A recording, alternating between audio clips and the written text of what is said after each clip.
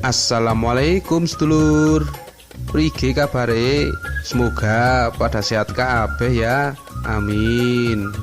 Ye, sedulur paman wis pada madang hurung ya? Nek hurung ya gagean pada mrene. Ye, paman garep masak daging kambing bumbu kacang spesial. Spesiale sing ora mambu prengus, Lur. Ya wis, paman tak mulai masak. Ditonton nganti rampung aja di skip ya Lur, ben ngerti tips rahasiane ben supayane ora mambu prengus keprigi. Yo gas.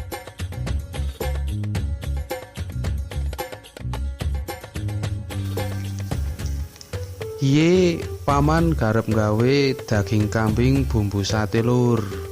Digatekna bumbune ya Lur, ben supayane pada ngerti.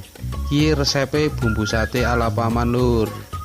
Ana lombok abang patang ler, kemirine 3 glondong, bawang merahe 5 glondong, bawang putih 5 glondong. Diulek kasar wae Lur, ben supayane mengko tekane mateng nang pletingan tetep wangi, ambune sedep Lur.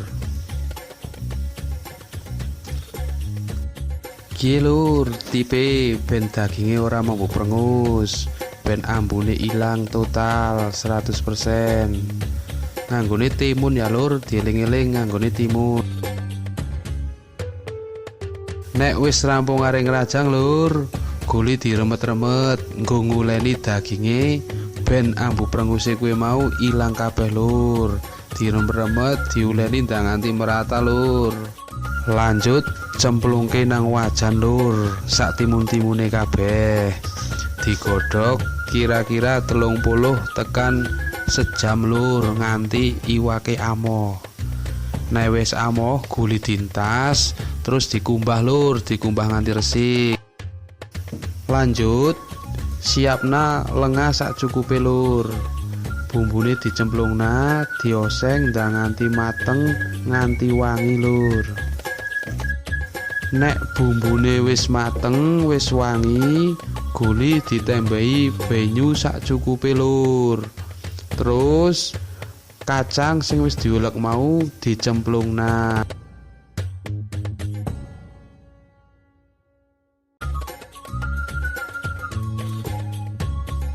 Siki gilirane daginge dilebokna Lur. Dinteni ndang nganti rada umeb, agi wae di seasoning. Ye nang kene seasoninge anak uyah 2 sendok teh.